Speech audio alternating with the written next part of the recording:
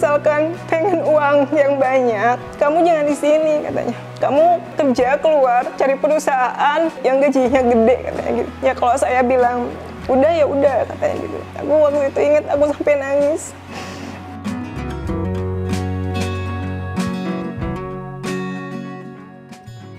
Sampai sekarang yang dulunya mungkin 1 bulan terjual 1 produk, 2 produk gitu. Dan alhamdulillah sekarang bahkan sampai keluar Tasikmalaya, keluar pulau, hingga beberapa artis udah order loh. Dan alhamdulillah sekarang keluar barang itu di 200 sampai 250 per bulannya keluar. Masya Allah ya, alhamdulillah.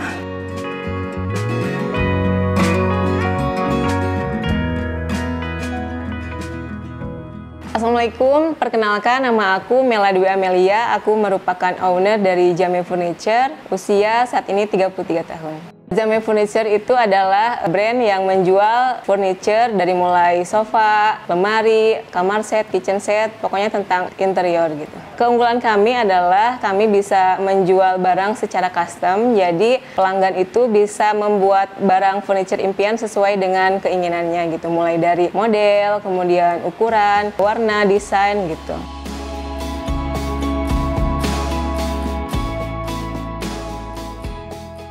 Dulu setelah aku lulus kuliah nih, aku kan kuliah di Tasikmalaya. Karena sudah merasa nyaman nih dan betah tinggal di Tasikmalaya, aku punya keinginan untuk bekerja di Tasikmalaya gitu. Tetapi setelah lulus mencari pekerjaan ke sana ke sini gitu, ternyata tidak semudah yang dibayangkan ya nyari pekerjaan itu. Akhirnya kurang lebih 7 bulan nih nganggur, aku dikasih waktu sama orang tua, kamu kok nggak dapat kerja mulu nih, kamu pulang aja deh katanya gitu, ke kampung halaman balik aja gitu ya. Akhirnya, nah di sana alhamdulillah aku mulai menjadi guru honorer di salah satu sekolah di Kabupaten Pangandaran. Setelah itu aku menikah, alhamdulillahnya jodoh aku orang Tasik, tetapi aku LDR-an, jadi suami aku di Tasik, aku di Cijulang ya, aku ngajar. Namun mungkin karena sekolahnya waktu itu belum terlalu membutuhkan guru tambahan, jadi kurang lebih sekitar 6 bulan aku itu nggak dibayar. Jadi aku cuma datang ke sekolah gitu, tapi mama aku selalu mengatakan, nggak apa-apa nggak dibayar gitu.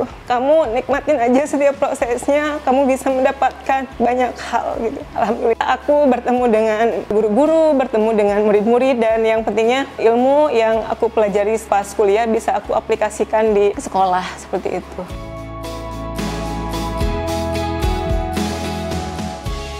Ya namanya juga hidup ya, pasti ada keinginan dan kebutuhan. Jadi aku ngerasa bagaimana caranya supaya aku memiliki income tambahan waktu itu. Terpikirlah aku mulai berjualan kerupuk digoreng pakai atom aida gitu ya. Jadi setiap pulang sekolah aku belanja bahannya ke pasar, kemudian mengajar ekskul di sekolah. Setelah itu aku mengajar les matematika sore sampai sebelum maghrib. Aku pulang ke rumah dan setelah Isa, aku baru mulai menggoreng kerupuknya nih sendirian gitu ya. Bahkan sampai tengah malam gitu.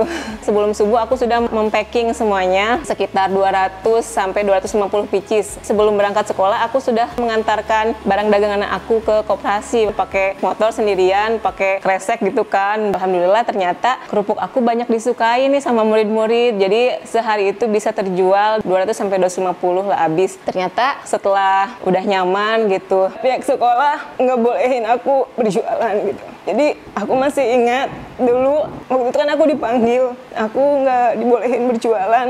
Sebenarnya aku masih kurang tahu alasan pastinya, sampai aku menanyakan ya kenapa. Aku pikir kan nggak mengganggu gitu, aku cuma menitipkan aja di koperasi. Ya aku mau melawan bagaimana lagi karena aku tidak bisa sejauh itu gitu. Jadi aku cuma nurut aja pihak sekolah. Cuman aku masih ingat kata-kata yang sampai sekarang. Aku waktu itu mengatakan, Pak, karena mungkin aku ingin income tambahan gitu kan Pak. Aku minta tolonglah jangan di stop gitu kan. Aku waktu itu masih memohon seperti itu. Terus dari pihak sekolahnya tuh, kamu kalau misalkan pengen uang yang banyak, kamu jangan di sini katanya. Kamu kerja keluar cari perusahaan yang gajinya gede katanya gitu. Ya kalau saya bilang udah ya udah katanya gitu. Aku waktu itu ingat aku sampai nangis.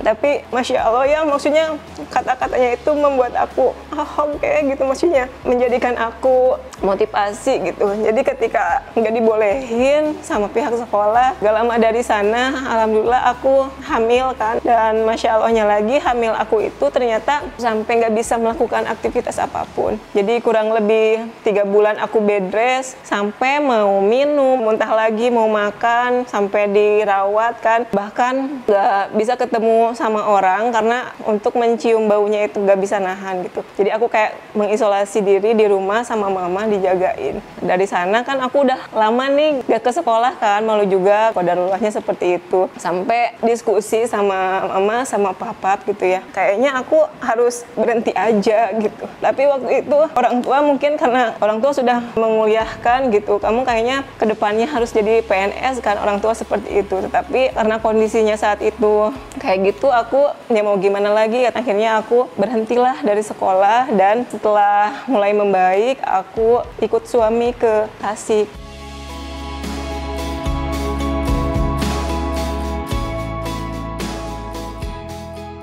Nah, jadi pas aku pindah ke Tasik, dan alhamdulillah di Tasik ini aku melihat potensi dari lingkungan tempat tinggal suami itu ternyata banyak pengrajin mebel. Mungkin karena aku sehari-harinya terbiasa full aktivitas gitu. Jadi ketika aku mulai sehat gitu, aku mencari peluang, kayaknya ini tertarik nih, gimana kalau ngejualin ini aja. Jadi dulu itu aku awalnya nyomotin foto sofa dari internet, terus aku pajang di status BBM tuh. Ternyata respon dari teman-teman itu banyak yang suka gitu. Dan yang aku tonjolkan itu kan bisa custom sesukamu itu awalnya. Nah, kenapa bisa custom? Karena aku nggak punya modal dulunya, jadi nekat tuh. Kemudian aku juga mulai bikin postingan iklan di OLX dulu ya. Jadi ketika aku mulai posting di OLX, kok ada orang yang mau datang nih gitu. Jadi pas dia datang tuh aku nggak punya barang loh, nggak punya barang. Jadi cuman aku punya foto, aku liatin gitu fotonya. Jadi kalau misalkan Teteh bisa bikin sofa kayak gini loh gitu. Aku dengan jargonnya itu kan bisa custom sesukamu. Jadi aku nanti ke lokasi Teteh bisa diukurin, Teteh bisa pilih bahan, pilih warna kayak gitu. Jadi si customernya kan ngasih DP. Nah kemudian aku puterin uangnya dari sana. Ya nol, bener-bener dari DP customer.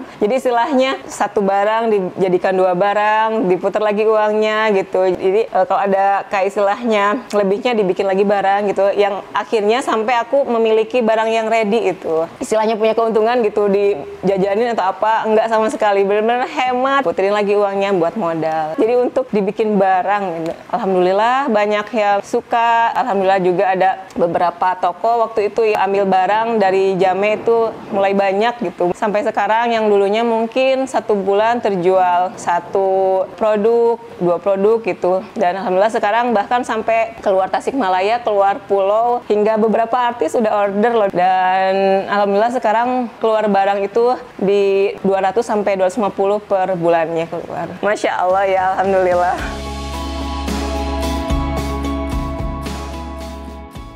Sebenarnya sih kalau misalkan dibilang titik terendah, dulu mau menikah, kalau orang lain mungkin punya pekerjaan ya, justru suami aku pas mau menikah dia resign dari pekerjaan gitu ya, istilahnya jadi gak ada kerjaan. Jadi bener-bener pas mungkin titik terendah aku pas awal-awal mulai menikah itu loh. Jadi serba semuanya bener-bener diperjuangkan bersama-sama gitu, dari nol banget.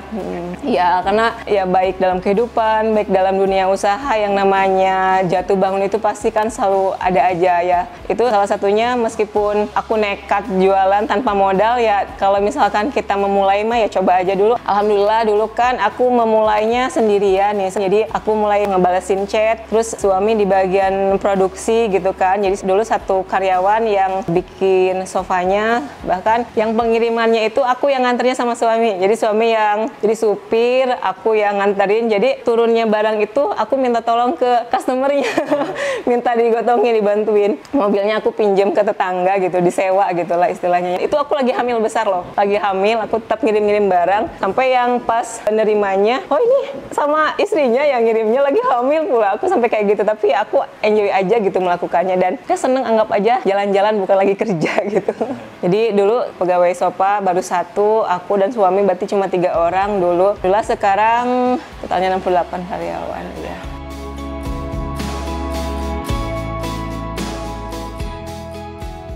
Jadi ketika mulai banyak dikenal nih dari kerjasama, kemudian dari sana tiba-tiba salah satunya dari bagaimana cara kita memperbaiki diri dan mengupgrade ilmu. Karena untuk bisnis sendiri itu kan kita harus selalu mencari ilmu. Jadi setiap saat itu kan berbeda gitu. Setiap tahun ke tahun bisnis ada perubahan gitu. Seperti dulu awalnya aku di status BBM, tetapi makin kesini kan harus ngonten. Kemudian banyak juga konten-konten aku yang di TikTok pernah viral. Jadi harus mengikuti sesuai dengan perkembangan zaman, terutama dengan adanya fitur-fitur seperti sosial media seperti itu. Untuk customer Jamee sendiri itu 90% pemesanannya secara online. Bahkan customer Jamee itu yang di dalam kota pun kadang tidak tahu nih tempatnya di mana kayak gitu, karena mereka terbiasa sering transaksi secara online gitu. Alhamdulillah bukan hanya di Tasik aja, tetapi pengiriman ke luar kota bahkan ke luar pulau kami sangat terbantu. Mereka tahunya biasanya dari sosial media.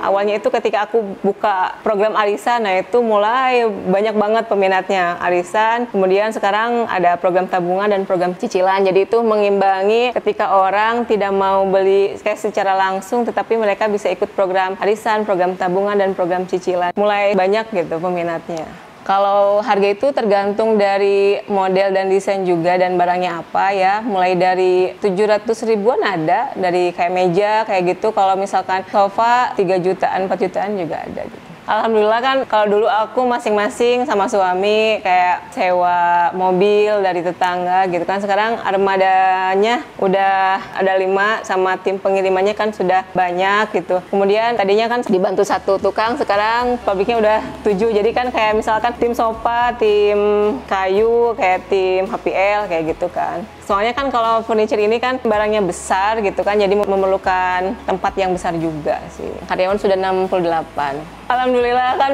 dulu masih tinggal tuh sama mertua, alhamdulillah sekarang sudah punya tempat tinggal yang lebih nyaman gitu. Jadi aku selalu setiap tahunnya itu kalau sebelum pergantian tahun aku selalu menulis tuh mimpi-mimpi aku di tahun berikutnya gitu, dan alhamdulillah kayak misalkan yang aku dapetin sekarang tuh kayak yang mimpi-mimpi aku sebelumnya udah kayak terchecklist gitu sih. Aku yakin Allah itu maha segalanya gitu. Jangan terlalu membatasi keinginan kita. Mintalah semuanya sama Allah, toh Allah yang punya segalanya gitu sih.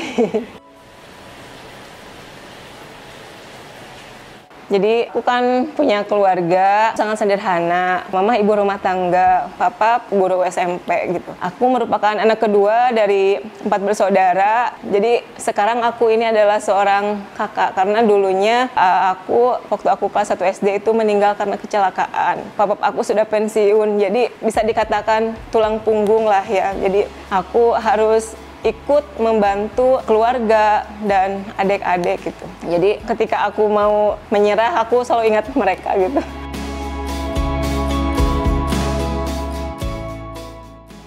Kunci suksesnya membahagiakan orang tua, karena guru aku pernah mengatakan ya, ada keburukan yang Allah balas langsung di dunia, yaitu kejahatan, maksiat, zina, dan dosa kepada orang tua gitu. Begitupun sebaliknya ketika kita berbuat baik kepada orang tua, insya Allah akan membalasnya langsung di dunia gitu. Jadi selain memuliakan orang tua, kita selalu meminta doanya apa-apa. Kalau misalkan ada kayak misalkan project atau apapun, aku selalu meminta doa. Orang tua itu bukan hanya orang tua aku ya, tapi mama mertua juga sama. Selain itu kita juga selalu berikhtiar ya, mengupayakan segala sesuatu yang kita impikan. Kemudian jangan lepaskan dari berdoa gitu, dan ya itu tadi selalu libatkan Allah.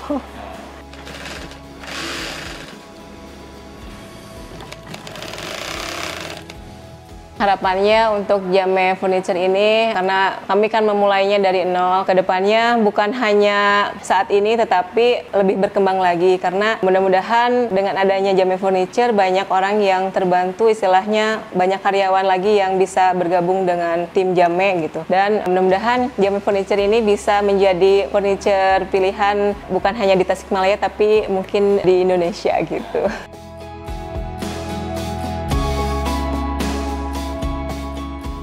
Pesannya, ketika kita misalkan mulai suka terhadap sesuatu, lakukan segala sesuatunya dengan menyenangkan gitu. Enjoy dengan ikhlas gitu. Jangan terlalu membandingkan hidup kita dengan orang lain. Kalau misalkan kamu pengen belajar jualan, jualan aja dulu gitu. Di samping itu kita cari ilmunya seperti apa gitu. Jangan terlalu pesimis untuk menjalankan segala sesuatunya. Insya Allah ketika kita sudah menjalaninya dengan ikhlas, penuh dengan rasa syukur, karena ketika kita sudah maksimal berproses, serahkan hasilnya sama Allah, kemudian nanti biarkanlah Allah yang menentukan. Kita itu tinggal menjalankan ikhtiarnya saja gitu.